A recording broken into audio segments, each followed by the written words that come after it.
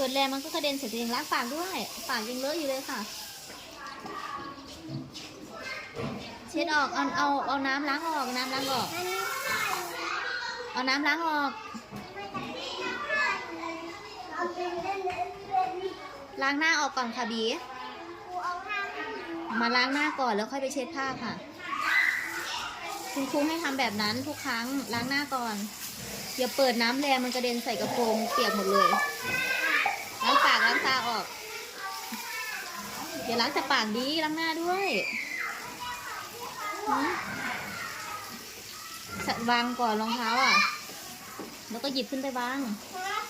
อย่าไปวางอย่างนั้นสิ